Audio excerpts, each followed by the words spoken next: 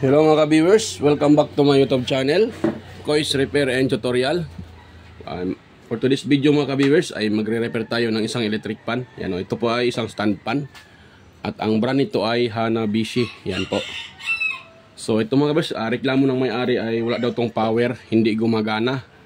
Kahit vibration, wala. So wala talaga siyang power, as in dead set talaga siya.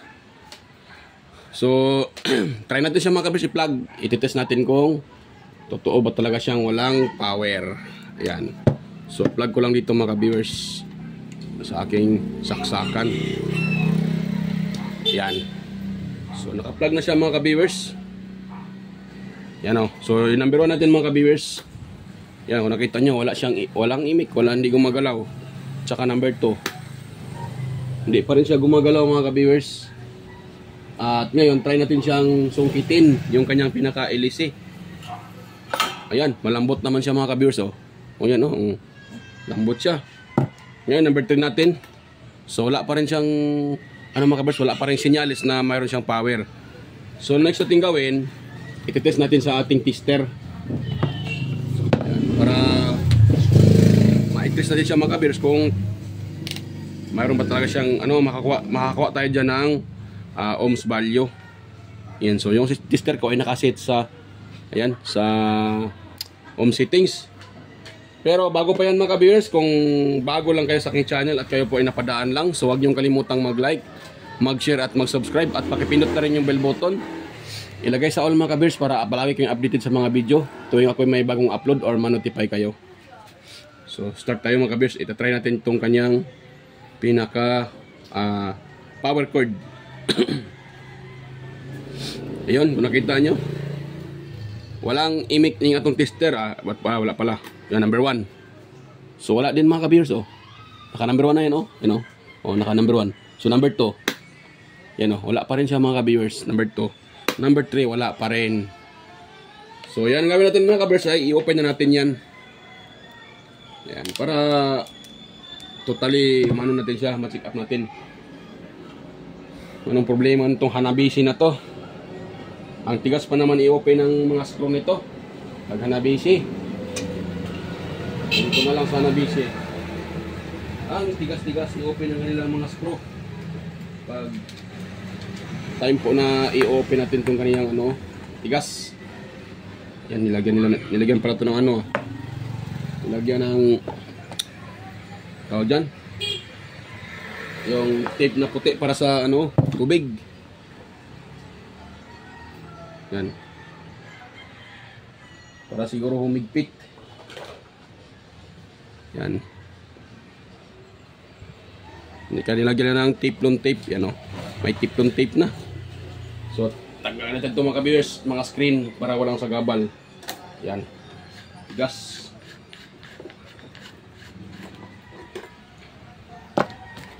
Yan.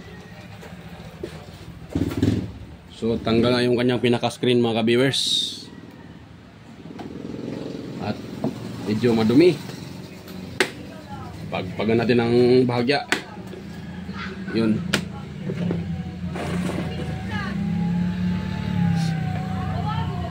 Yan. So open natin siya mga ka-viewers, yung kanyang pinaka-motor, para ma-check up natin kung bakit siya walang power. Yun.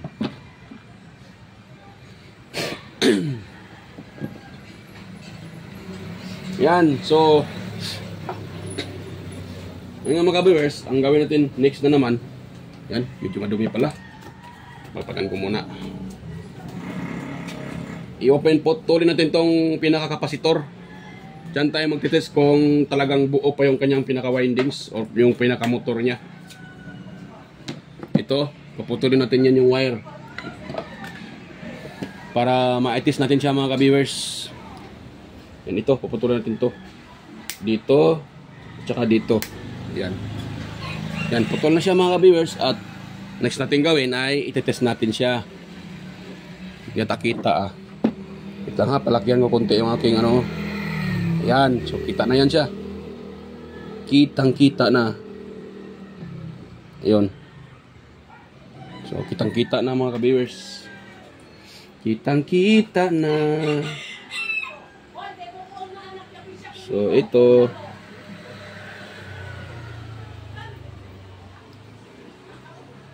Uy.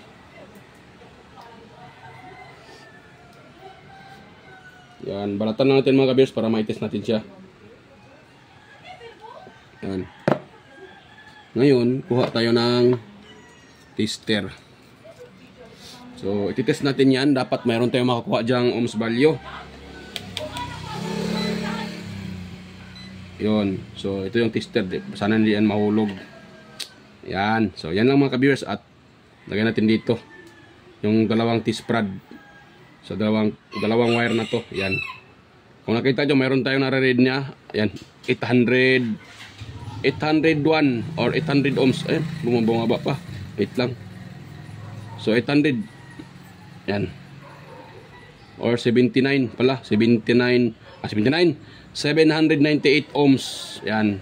So, meron tayong nare-read na 798 ohms. So, good yung kanyang pinakamotor pag ganyan mga viewers. Pag ganito kanipis yung wire, pag ganito kanipis yung, ito, you know, itong kanyang pinaka-stator windings, pag ganyan kanipis yung kanyang stator, so dapat to, makakuha tayo dito ng 600 pataas, mga ka-viewers. Kasi pag nakakarit tayo dito ng 400 or 500 pababa, so ganito kanipis, so medyo alanganin na yan, mga ka-viewers.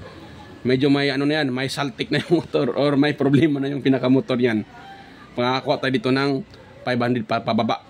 Yan, dapat dito 600 pataas pag ganito kanipis lang na windings, or totally pag ito ay nagbabaser 0-0 reading, shorted na din to. Kukuha din to ng bababang reading, so shorted na rin yan mga ka-viewers. Makakuha tayo ng mababang reading. Yan, pag makakuha tayo dito ng mababa, basta mababa, magbabaser na siya, mas lalo na yan, delikado na yan mga ka-viewers, puputok na yan pag may plug na yan. Pero sigurado naman siguro pag ito ay magbabaser, siguro yung fuse niyan ay puputok din yan. So ito mga ka-viewers, dahil buo to, open natin yung motor. Or dito, itong wire na to dalawa ha, dapat dito sa pinakadulo, itong pinakadulo ng ating yung power cord, dapat magbabaser yan. Isa dito at isa din dyan. Try natin ha, para maano natin nabuo yung fuse. Pero sa tingin ko ay hindi ito magbabaser, kasi para sa akin lang ay problema talaga dito ay parang ano siya may problema yung thermal fuse nya. Siguro nagka-cut off dahil naubusan ng langis or mahina na, bumaba na ang kapasitor. Kaya uminit yung motor at natuluyan yung thermal fuse. Sa akin lang mga ka-viewers sa observation ko. Yan. So yan. Ito tayo. Ayan. So sa isang wire sa isang linya ng yan, nandiyan tayo sa isang linya ng ating power cord, at dito sa dalawa yun natin. So wala. Ngayon dito tayo sa isa. Pag wala pa rin to mga ka-viewers, big sabihin confirm may problema yung ating thermal fuse. Pero kung nakita nyo, dito sa isang wire nakakaread tayo ng 420. So hindi yan mga ka-viewers, hindi yan ang ano natin, sadya. Dapat 0-0. So wala. Dito 386. So wala siya. So maaaring ito ay sa linya ng isang linya. Sa running ata to. Yan. So yun. Dito dapat dito sana mayroon. Magbabaser yan. Pero wala. Yan o. So maaaring thermal fuse ang problema niyan mga ka-viewers. I-open natin yan. At tingnan natin sa loob kung bakit nasira yung pinaka-thermal fuse niya.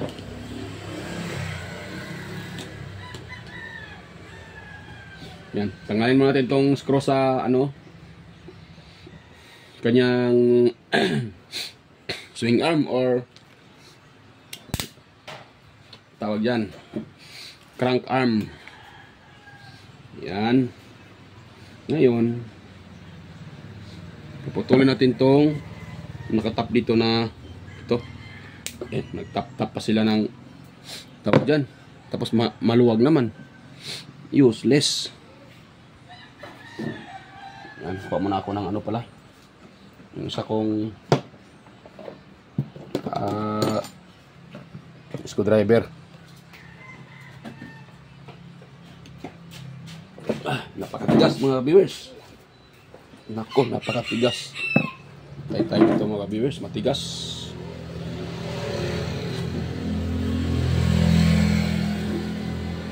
Yan. Kayang sumama.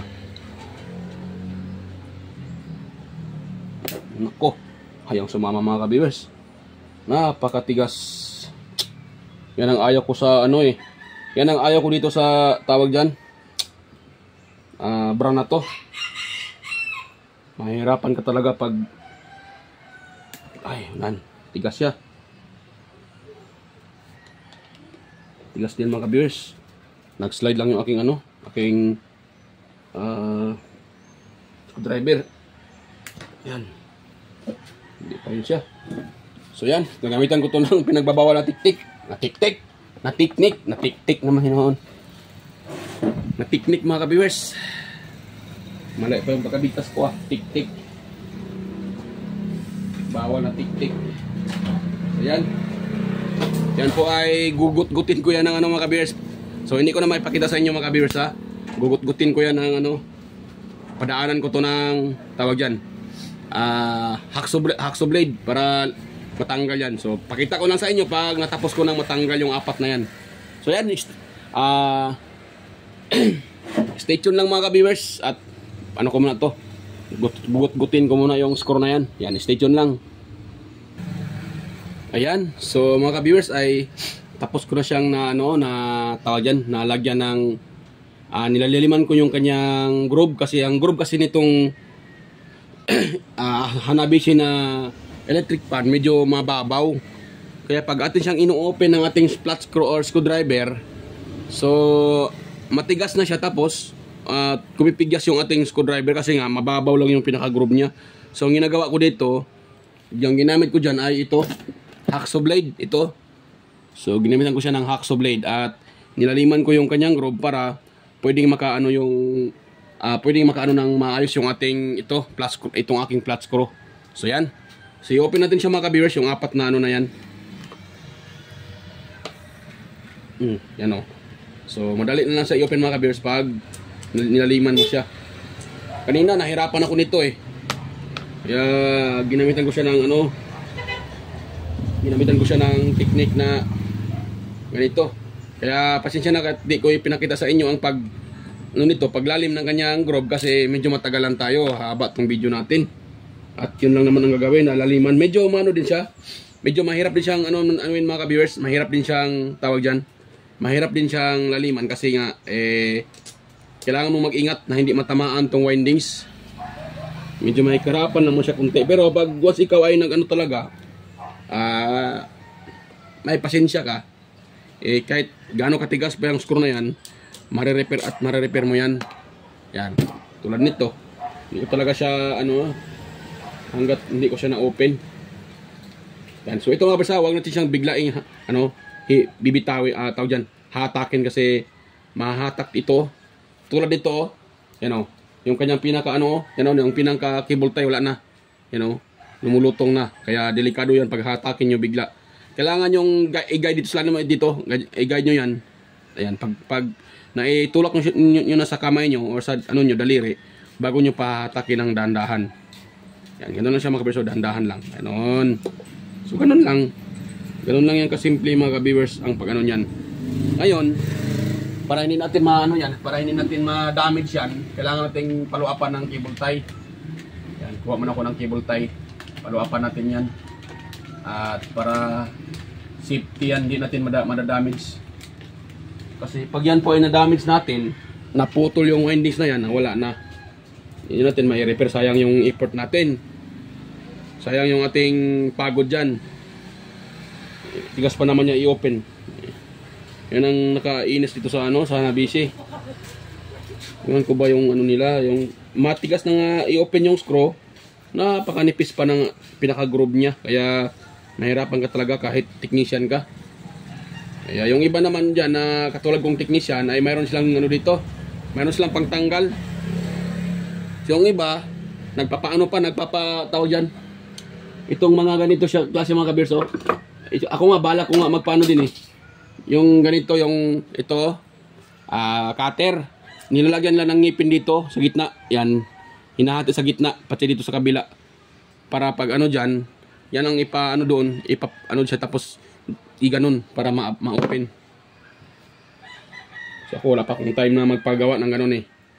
Mas okay din yun mga ka-viewers kasi madali lang, mas madali yun kumpara sa hacksaw blade. Kasi yung hacksaw blade kasi, dahan-dahanin mo talaga siya hanggang tawag dyan. So ma-open or matanggal yung screw. Yun kasi yung pangtanggal na ginagyan ng ngipin, isang ano mo lang or dalawang isang tawag dyan, matanggal na yun. Madali lang yun gagamitin. Kaso wala tayo ng ganun. So tiis muna tayo sa lagari mode. Ang tawag ng iba, lagari mode. Yun. So ito mga kabis, tatanggalin natin itong mga lumulutong na parang yung itong karton, parang mylar na karton. Ito pang ginagamit, ito pang balot eh. Yung parang karton siya, pero mylar yan. Ang tawag dyan ay mylar. Hindi ko lang maano ang exact name niyan, pero mylar yan eh. Mylar paper tawag dyan.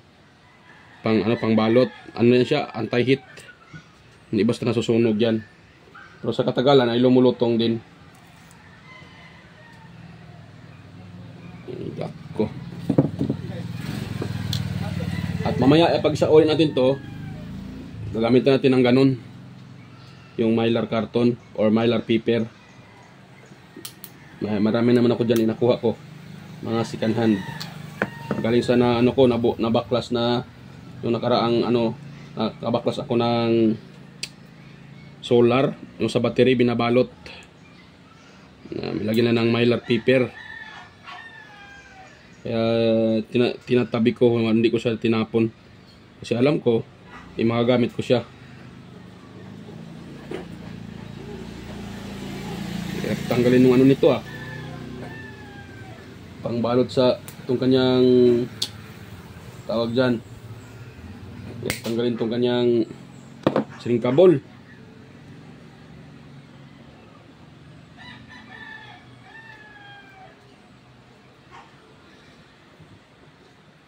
Hindi ito singkable kasi ibang klase pagka hindi siya lumiliit. Siguro ano na siya, makapal siguro. Yan. So itong fuse ang anuin ko. Ititest ko muna to. Kasi wala siyang power eh. Test natin yan. Baka yan lang dahilan. Yan. So ito yung tester natin mga viewers. Naka-rinse tayo sa lagyan natin sa tester ko yan, lagyan natin sa buzzer. Yan naka-buzzer tayo yan ayan, buzzer. So itong dalawang dulo na to, i-test natin to dulo sa dulo, ito fuse na to, yung thermal fuse na to. So yan, wala siya mga kabirso. Yan hindi nababuzzer yung tester. Ibig sabihin hindi pala kita, kagwang na. Yan. Wait lang ha. Ito. Ayan Yan. So wala siya, hindi babasir. So totally sira talaga yung na to. Sira tong kanyang thermal fuse, kaya tatanggalin ko to mga viewers. Or lagyan ko siya ng panibagong fuse.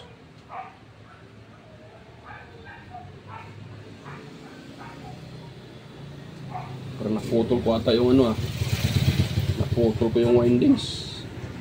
Kaya parang naputol ko yung windings mga ka-viewers. Natamaan ng aking clutch screw. Kagwang na. Buti at hindi sagad. Hindi ko nakita, ganun talaga eh. Naputol siya Ito naputol siya, natamaan ng aking clutch screw. So okay lang yan, isusulda natin yan uli dito. Pero bago ko pa yan isusulda uli ay ko muna yan, babalatan ko muna yan. Kuha muna ako ng pangbalat dyan. Saan naman yung aking cutter? Ito yan. Painitin ko muna pala yung aking soldering iron. Hindi ko na painit, kalimutan ko pa. Yan. So na-plug ko na yung aking soldering iron mga ka-viewers. At hintayin ko na lang na iinit yan. At ako ay nag-anihintay dyan. So ito muna, balatan ko muna to. Yan. Yan. Para magkakaroon siya ng contact mga kabir. Kasi ito kasing windings ng electric pan, ano to, mayroon to siyang insulator, nilagyan nila ng varnish, yung electronic varnish, electrical varnish o electronic varnish ba tawag dyan. Yan, ito ang ginagamit sa mga insulation dito sa kanyang windings. Binuhusan nila, kaya mayroon to siyang insulator, yung varnish na yon. Kapag hindi mo ito tinatanggal yung pinaka varnish niya, walang connection to. At isa pa, hindi tawag dyan, hindi kakapit yung ating soldering iron kasi ano to malandog. Tapos wala pa siyang connection doon sa pinaka windings sa kanyang bronze kasi nga may insulator. Kaya kailangan talaga siyang balatan mga ka-viewers. Yan, tulad nito. Yun, pwede na to mga ka-viewers. Yan na yan siya. At ngayon, kuha lang ako ng soldering lead. Yun, so ang gawin ko naman dyan, yan to, ipalupot ko dito mga ka-viewers. At ito pala mga ka-viewers ha, itong gagawin ko dito ay hindi ko to mga ka-viewers, hindi ko sa tawag dyan, hindi ko to shortcut. Yan, gawan ko pa rin siya ng fuse pa rin. Gawan ko siya ng panibagong fuse, pero hindi na siya thermal fuse, kundi fuse na para sa ampere. Kung sakaling may shorted or tataas man yung biglang nag-fluctuate yung kuryente, ito ay magpuputok tong ilagay ko dito na fuse wire. So may protection pa rin siya mga ka-viewers. Kahit matawag siya na jumper, pero protection pa rin siya kasi maliit na windings yung ilagay ko. Yan, may protection pa rin siya mga ka-viewers. At ano na to mga ka-viewers, subok ko na to mga ganito. Kasi ilang beses ko na itong ginagawa sa pagre-repair ko. Subok naman siya mga ka-viewers kasi minsan maabot ng taon yung repair ko. Minsan din may ilang buwan, putol yung naputol yung nilagay ko na fuse. Ibig sabihin, tumataas yung ampere or nag-fluctuate yung kuryente. Kaya naputol yung nilagay ko. Okay lang yun. Ang importante, hindi na tuluyang na damage yung motor.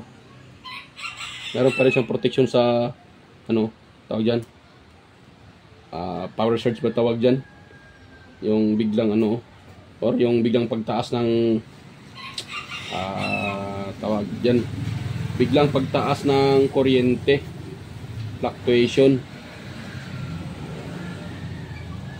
Kailangan mo yan mga ka-viewers, pag sa electric pan, dapat yung windings na ilagay nyo dito, pag kayo gusto nyo gayahin tong gawa ko, dapat ang mga ka-viewers dapat ang windings ay mas manipis pa yung ilagay natin kaysa dito sa itong windings ng electric pan.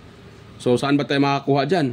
Yung mga sirang electric pan na, yung sirang clip pan, yung mga clip electric pan na kiniklip lang, yung windings doon yung gagamitin natin kasi medyo manipis yun. Ayan, ipakita ko sa inyo ngayon. So yan ako muna to. Ito muna ang lagyan ko ng soldering lead kasi naputol ko siya, accidentally kong naputol. Accidenting naputol ko siya, so hindi ko naman sinasadya yun, hindi ko kasi nakita, kaya ayun, naputol. So ngayon, para ma-share, maano ko na tawag dyan, may connection yung aking windings. So tutest ko yan siya mga ka-viewers. So ang pag-test ko dyan, ganito mga ka-viewers, yung tester nakalagay sa lagay ko sa ohm settings. Dito ohm settings. Sana yun? Ay, nalampa. Ano pa? Nako. Ayun, ohm settings. Ngayon, ganun ko siya. Itong isang test prod ko nakalagay dito sa tawag dyan, dito. Sana yun? Na dito. Hirap pala Hirap mga ka-viewers. Kita yung ginawa ko. Yan. Tapos dito sa dalawang wire dito dapat may mariring tayo dyan. Ayun Saan na yun? Ito pala. Mataas ah. Kagwang na. Bakit yun?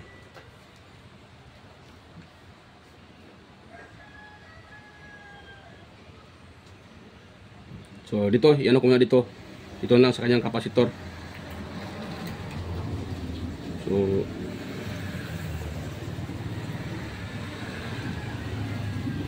buo pa naman yung ano niya mga ka-bears. Buo pa naman yung kanyang reading sa dalawang kapasitor. Yung line sa linya ng kapasitor ito. So buo pa siya.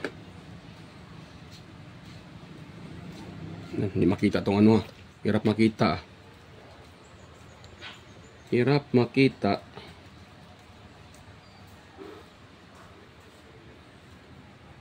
Nako.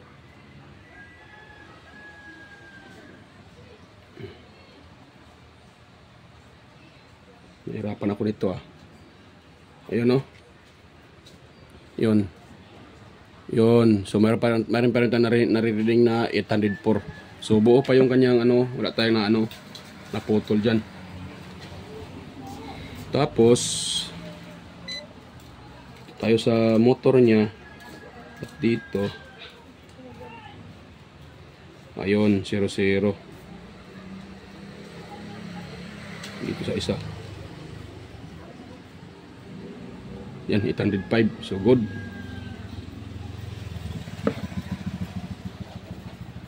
Ngayon, ito, isa-shortcut ko to mga ka-viewers.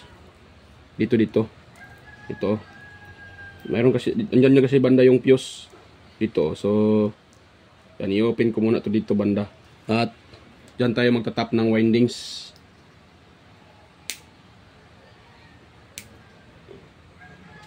Yun. Siguro kita na siguro itong ano ito. Yan, kitang-kita na siya mga ka-viewers, oh.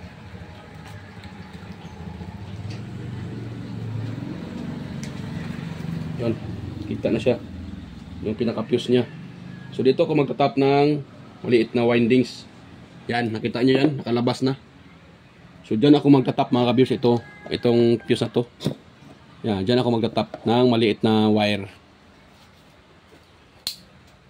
Ang purpose dyan mga ka-viewers, para pa rin siyang fuse pa rin siya, pero at the same time hindi na siya fuse ng hindi na siya yung sa init, hindi na siya matatawag na thermal. Ang gamit na lang niya sa ampere. So magpo-protect pa rin yan mga ka-viewers kung sakaling may shorted. Itong makina pag magsa-shorted yan, so papatok tong fuse na to, itong nilagay natin, or tataas yung voltahe, or dyan sa mga windings niya, sa mga wirings may magsa-short dyan. So puputok tong nilagay natin na fuse dito para hindi madama yung motor. So ito na ang purpose nito mga ka-viewers. Mayroon pa rin siyang protection. Yung iba naman, pwede mo naman siya lagyan ng fuse doon sa pinaka-switch niya doon sa baba. You know? Doon sa baba, yung doon sa switch niya. So pwede mo din siya lagyan doon ng fuse na 500 mA. Yan. Para mas ano siya mga ka-viewers. Huwag kayong maglagay ng 2 ampere. Eh, subok ko na yan eh. 500 mA nilagay ko. Or 1 ampere. Pwede din mga viewers, 1 ampere. Huwag kayong maglagay ng 2 ampere. Kasi, para sa akin ay hindi masyadong magano eh. Hindi siya masyadong magpo-protect yung 2 ampere. Eh, mas okay talaga yung ano, 1 ampere pwede.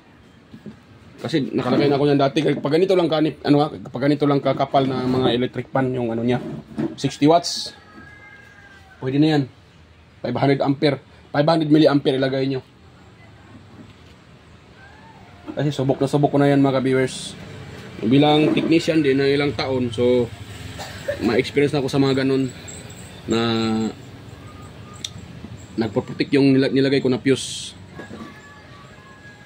Pero kung nahihirapan kayo, eh pwede din naman mga ka-viewers, direkta nun nyo na lang. Pwede din naman direkta nyo. Pero kung gusto niyo na mayroon siyang protection, mayroon pa rin siyang protection. Yung pagdirekta kasi, pag idirekta mo siya, okay man yun mga ka-viewers kung bahay nyo ay malayo kayo sa syudad or nasa probinsya kayo. Hirapan kayo maghanap ng fuse.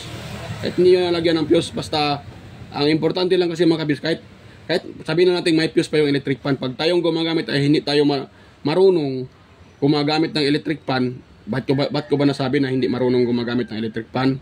Alam na nga natin yung electric fan natin na mahina ng umikot, ay gagamitin pa rin. So, yan ang dahilan mga ka-viewers na mas lalong masasira yung ating electric fan. Pag ang electric fan ay mahina ng umikot, huwag nyo nang piliting gamitin. Kailangan nyo muna siyang, kung ayaw nyo magpunta doon sa technician, so try nyo muna siyang linisin. Kung hindi pa rin, so kailangan nyo nang dalhin sa technician, ipapaayos. Kasi delikado yun, mahina ng ikot, ginagamit pa rin. Dalawa lang kasi ang rason bakit mahina. Minsan kasi ang nasasira dyan, mahina ang ikot. Minsan yung pinaka-bushing niya baka madumi na, nag-stack up, kaya mahina yung ikot. Pangalawa mga ka-viewers, baka yung capacitor ay mababa na yung kanyang capacitance, kaya yung nakalagay doon na 1.5 microfarad baka bumaba pa sa 1.5, kaya dahilan na humina yung ikot ng electric fan. Kaya wag nyo nang gamitin pag ganun, kasi matik talaga, masisira lang talaga yon, tsaka sa pag ginagamit nyo pa.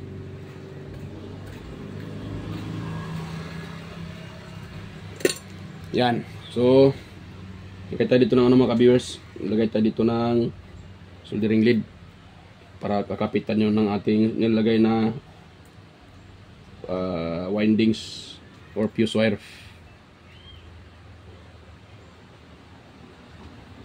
Yan. Diyan. Okay. Ngayon mga ka-viewers, ito yung ginagamit ko. Ito. Yan o. So ito ang ginagamit ko. Galing to sa sirang electric ceiling, yung clip pan, yung mamurahin na pan, yung clip, kina-clip mo lang sa gilid. Yan, yung ito, kinukuha ko yung windings niya kasi alam ko ito yung mga gamit ko. So mahaba-haba to. Matagal ko pa ito maubos sa pag-jumper ng electric pan sa fuse. Pero pag putol na mga ka-viewers, pag putol na windings, wag niyong magamitan ng ganito kanipis mga ka-viewers ha. Ito. Idugtong niyo doon sa wag, kasi pangit, nanipis to eh. So kung dugtungan niyo yung naputol na tawag diyan, yung naputol na windings ng electric pan, kailangan kung ganun din kapareho din sa kanya ang kapal ng windings. Kasi mahirapan kayo nito eh pag ganito gagamitin nyo. Mahirapan ka talaga kayo nito ni mga viewers. So dapat talaga ganito, katulad ganyan. So ganyan din kakapal yung ilagay nyo ng windings. Yan, pag for example tawag dyan, naputol at gusto nyong dugtungan, so kailangan nyo ng magnetic wire.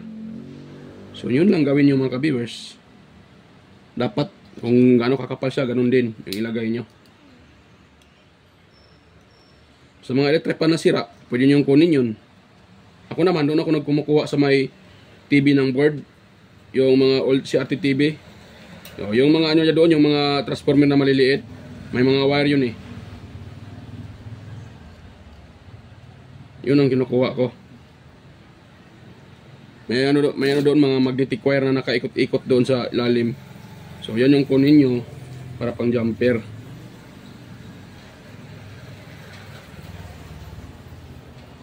Okay.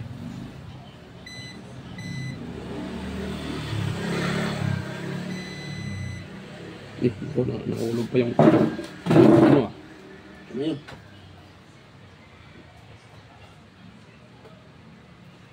Kagwang na. Nahulog Hirap pa naman makita kasi manipis. Kuha tayo ulit mga viewers. Yan. So yan, naputol. Hirap yun Sana yung aking ano Yun. You know? So kinukunan ko siya ng yung iba pag ganito, inano nila ng lighter. Hindi pwede ito mga viewers, masunog to. Kasi manipis na to siya. Hindi pwedeng lighter gagamitin ito na pangtanggal ng insulator. So kailangan nyo talaga siyang lihain or hagudin. Ihahagod nyo siya para matanggal yung kanyang insulator tulad dito. Yan. Tapos titis natin siya kung ano to, magbabaser to. Yan. Yan ang babaser ah.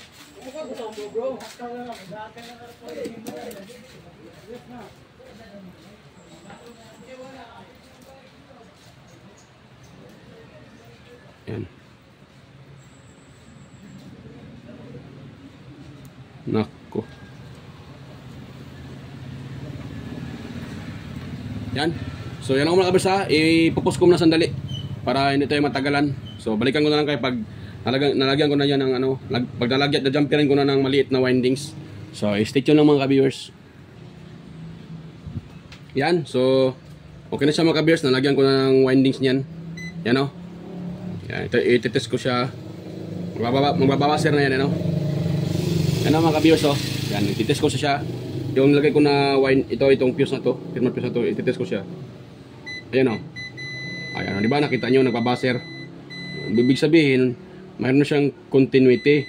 So continuous itong ano nito. Mayroon na siyang connection. Yan.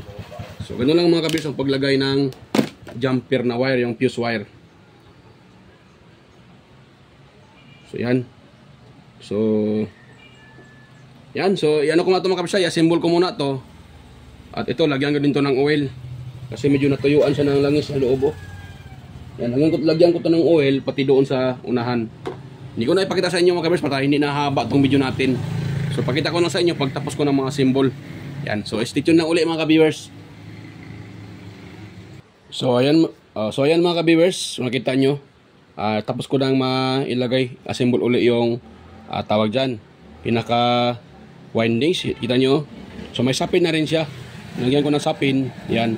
Tapos ngayon mga ka-viewers, baka sabihin nyo na hindi ko pinalitan ng bushing. Buo pa yung bushing yan mga ka-viewers. Kung nakita nyo ito, yan o. Ayun, dito klaro yan o.